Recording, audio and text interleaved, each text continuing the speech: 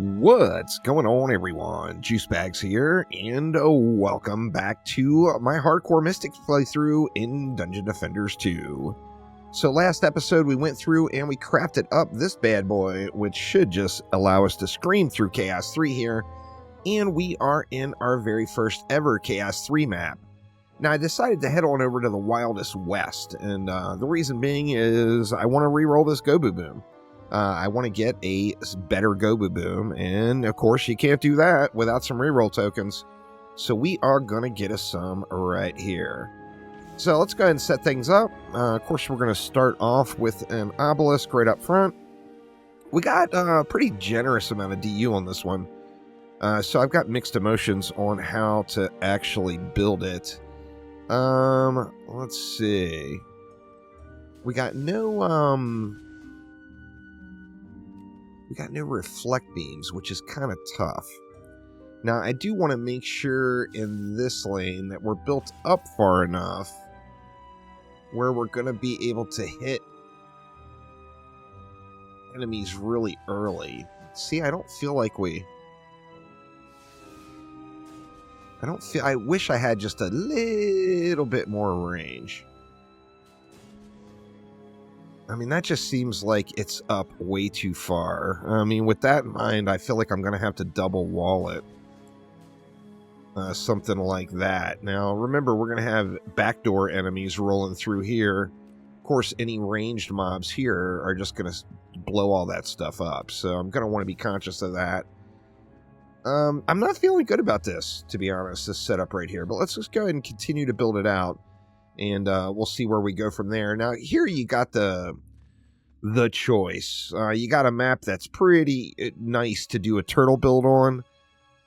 That also takes too damn long to run if you do a turtle build on it. But we're going to turtle it out anyway. Going to go with something like that, maybe? And then we'll do the same thing over here. We'll go, we'll put one wall there. And, you know, I think we'll just go straight on for that wall. And then let's get the 4 Vipers in over here as well. Now, this map, we have lots of cheeky building spots up top. On little roof ledges and everything else. However, all of those cheeky building spots are pretty big targets for things like any sort of javelin thrower, and then additionally the dive bombing flyers. They're gonna just slap stuff. And then on top of that, I don't have double jump yet. I don't have movement speed yet. So it's a little bit more difficult for me to get around onto the various rooftop points. But we're going to throw a few things down anyway, just to get a little upfront damage in. Plus we got just that enormous amount of DU left, since the bulk of the build is already done. Now I would love to be able to make it up over there, but I'm not sure I'm going to be able to. We could throw like a couple in on that ledge. I'm sure there is probably a way to make it up there without having any sort of the movement abilities. But I'm not sure what those are. And to be honest with you, I don't feel like running around and checking. So I think what we're going to do... Let's do this. We'll throw a few snakes in on these lanes off to the side, as I know skellies are going to be creeping down those big time. We'll throw one or two there, and we'll throw 2 there. That leaves exactly 400 left. And we don't have any sand traps down yet. Of course, we can go a little overboard on those, since we do have so much DU available.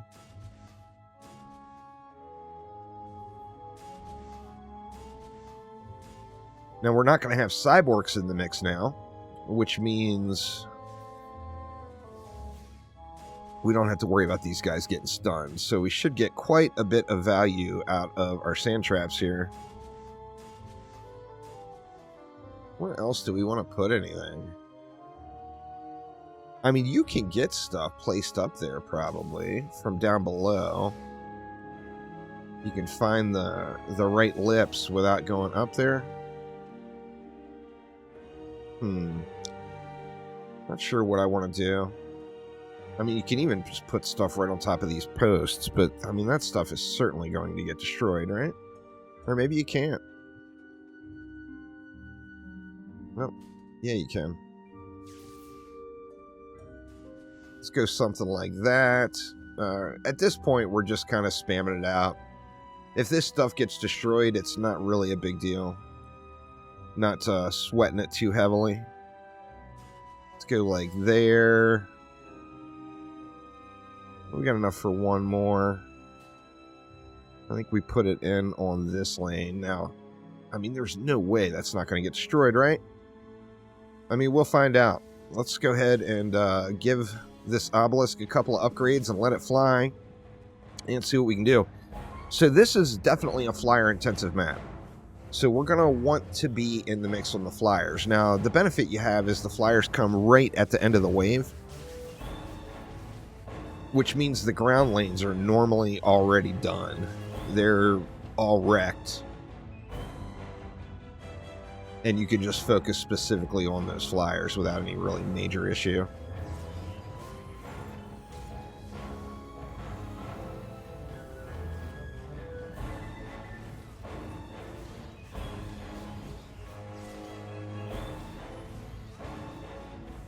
Still at a point where the old dagger toss does so much.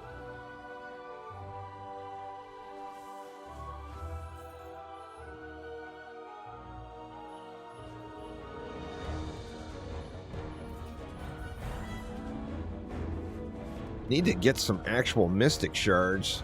Make the appeasement management a little bit easier.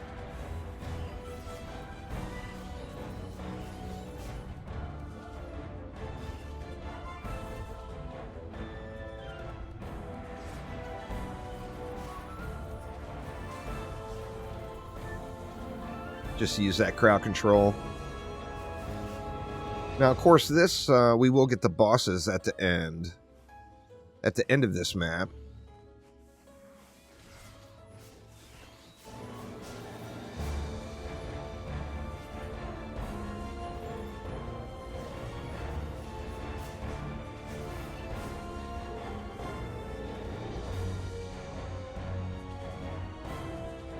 I mean, we'll have to see how it goes, but I think the bosses will be a non-issue.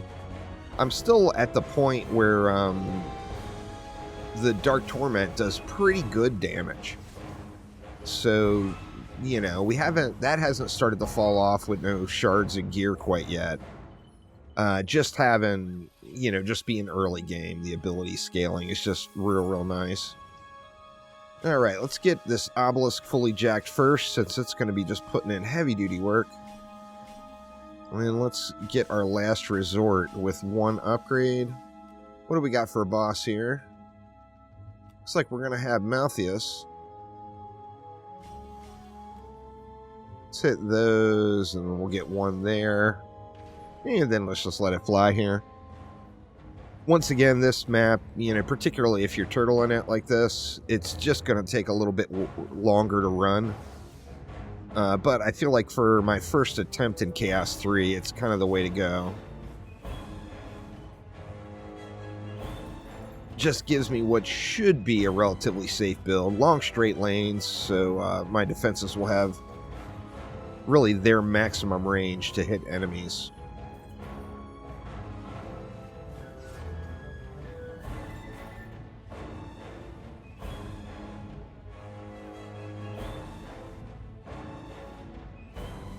What am I stuck on? Stuck on the obelisk there, it looked like.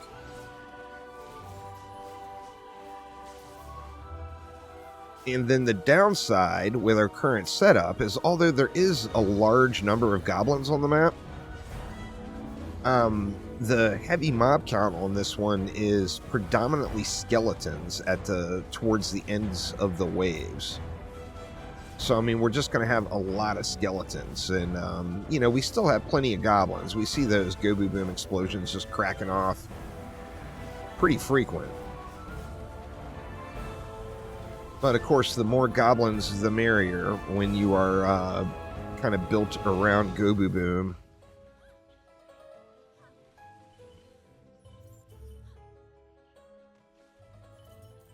Here come all those skellies from over there. We still got pretty decent dense pack over here, and there's Malthius.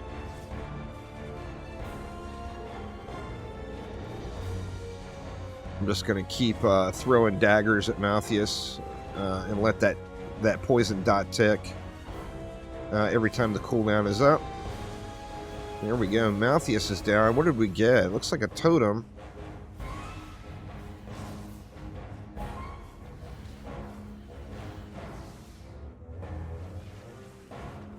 Let's see. This could potentially be a pretty fat upgrade here. 5,000 or 5,100 defense health. What do we have? I mean, that's not a massive upgrade, but it is an upgrade, so we'll go ahead and take it. Get a little better health on our totems. Now, of course, this being the first map, the upgrade amounts on the gear is all going to be super, super low. So you see there, like my first legendary of the map, it's 0 of 10. Now, ideally, we get good drops in the later waves where they'll be slightly higher. But we should see some nice upgrades here. We got a Skelly that time, and then we've got Tuskar over there, so this one should be relatively easy to deal with. Let's get these backdoor lanes upgraded again. And then let's get this. We'll dump into this lane. Of course, when the boss wave comes, there's going to be, you know, the monk comes out of this opening. And like I said, I don't really anticipate the bosses being a huge problem. But if you can automate the monk, or set it up so that you can kill the monk super, super quickly, it just gives you a ton of time, as the other bosses have such a long way to walk.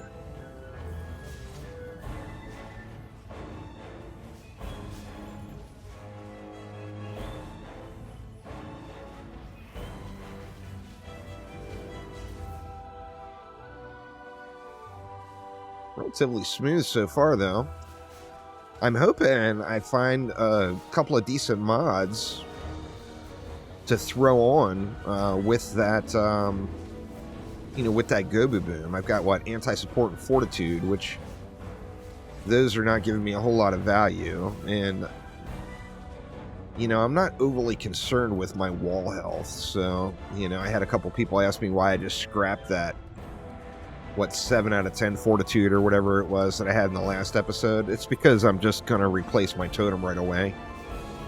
Or as you can see, I already replaced my totem, so it's kind of silly to really invest into an item that's just going to be done in, you know, within 5 minutes or whatever.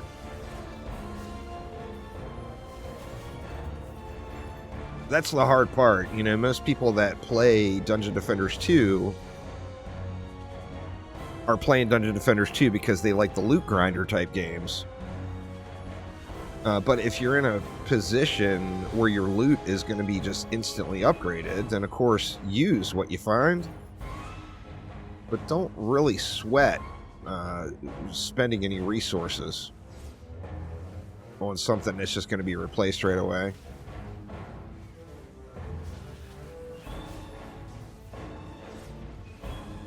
Ooh, big shot on Tuskar. Yeah, he's screwed. That's nice. Okay, we got a Slickelion over here. I wish I would have paid attention, because we're going to have to deal with him multiple more times. And all I'm getting is Tenacity Servos. That's unfortunate, considering I don't really want to use a Tenacity Servo.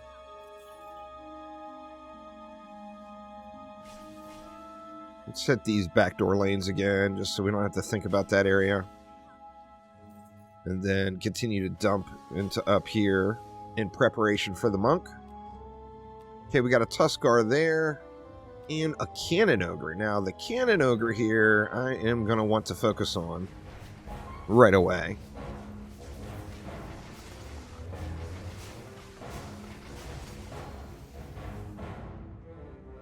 He is getting uncomfortably close. Man, look at the hero damage upgrade on that bad boy. Woo!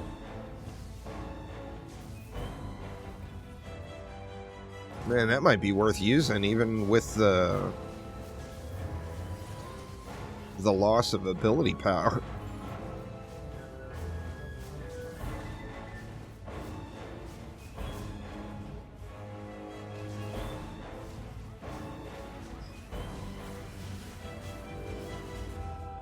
Sorry, choking to death a little bit there.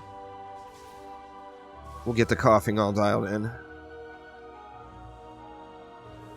Alright, let's get this Cannon Ogre down. And of course I miss him on the first shot. That was bad.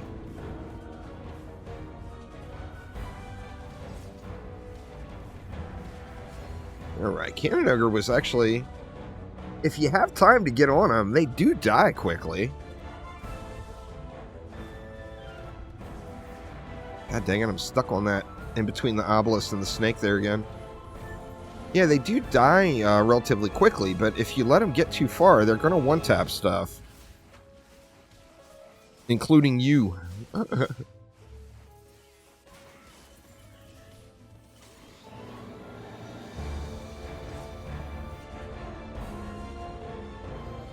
Pretty smooth sailing so far, though. No close calls or any sort of issues. Depending on the bosses that we get in Wave 5, I mean, this may just come down to... Can I burn the final wave bosses quick enough? Which I think I can.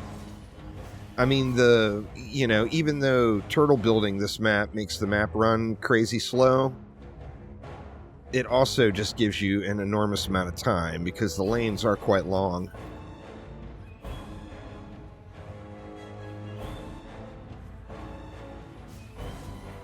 Alright, Tuskar finally made his appearance. Tuskar, we're just going to have the maximum range of our defenses. So just should really be a non-issue. I mean, he's not even going to make it into range of my... yeah, he made it. What have we there? Ooh, now there is a nice upgrade too. Converts it to storm damage, which I don't care about. Orc chip is not something I'm looking for, but it is something that would be beneficial to me, considering the higher health enemies. Alright, so we got a Drakenlord, we got a Captain, and we got another Tuskar. Alright, the Drakenlord is going to be coming this way, so let's do this. Let's get that one jacked up, then we'll continue once again to invest into this lane. Now, do I want to use either of those daggers? I mean, I feel like I want to use that one. That's a big ability power gain, and most of my burst damage right now is coming from that Dark Torment, so I kind of feel like that's the thing to use. Oh, and look at that. Once again, not a hot mod that I would be looking out for, but a very beneficial mod. 1900 free defense power. That is going to end up going on my new relic, probably, until I find something better. But let's get it. So the Drakenlord, obviously need to be very cautious about. Diverse crit servo. That's a great mod, but it's just not going to be super useful for my purposes since I'm not putting down a bunch of unique defenses. Only one hero, that mods like that really shine when you're using a full loadout.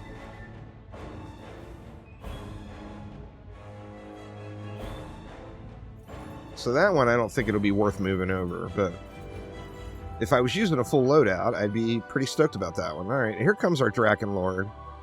We're going to have to do something to him.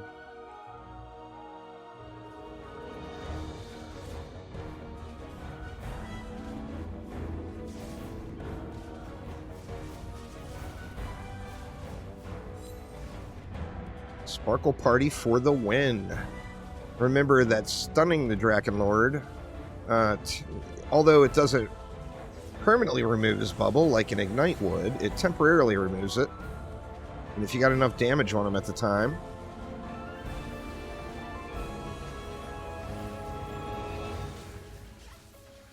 then you get the quick and easy burn. So that went way smoother than I originally thought it would.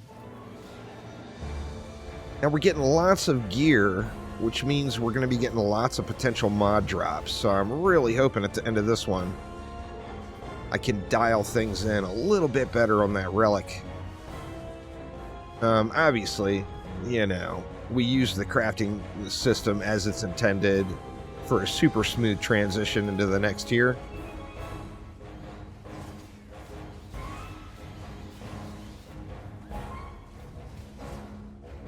But I would love to take that even one step further. And, you know, I'm not going to have perfect setups. And we're not going to have access to the defense rate mod yet. Which the defense rate mod combined with my just ungilded defense rate shard would do wonders for my attack rate. Now, I still don't have full ascension yet, so I mean, we'll be nowhere near the cap.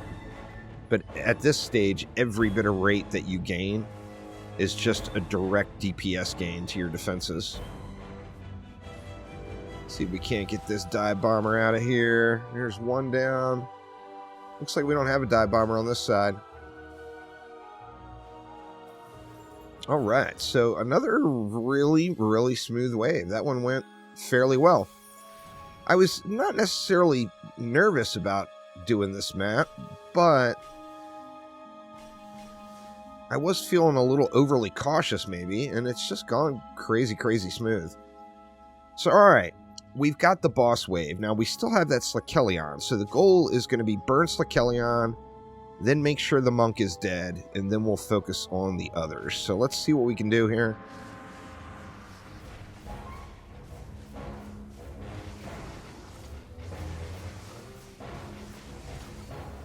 All right, Slakelion down. It looks like all those upgrades on that monk lane. Yep, the monk is down. We got a squire coming from over here. Squire is down. That's the power of abilities early game, y'all. Any hero that has a burst damage type ability, even without being properly set up and having the shards that you need, it's going to be really strong when you're early game. So there it is, our very first ever Chaos 3 win. So let's go ahead and pop the chest here and see what we get. And take a look at the loot. Now, another benefit of farming this map is it's a guaranteed legendary chest every time you run it. Which means you're always going to be getting legendary gear out of the victory chest. So even if you had a shitty run and didn't get any drops from the bosses, you're always going to get some legendary pieces from the victory chest. And that is just good stuff. But let's pop on out the tavern and see what we got and see what we can do. All right, 90% full. We got a full round of loot that time. No 10 out of 10 mods jumping out at me or anything, but the first thing we want to do is check the champion score. We need to get to what? Do not show again. We need to get to 1740 to unlock Chaos 4. Let's see what kind of a gain we got for our first Chaos 3 win. We're just going to auto-equip gear on our mule here. 1362, so not too shabby. We are going to have to take several runs in Chaos 3 to get over the hump, of course. And then we still need 4 more maps to get our Dragonfall Explorer quest done as well. Oh, look at this. I could actually get the weekly completed this week without even going for it. But let's take a look at our relics. Now, what did we get? Did we get any really benefit with that power servo? Did we get anything else beneficial? There's that diverse crit. Diverse power. There's another power servo, 1760. I think that one would be the one to use. All right, so I think I'm going to move that power servo over. So we'll pick the most useless thing.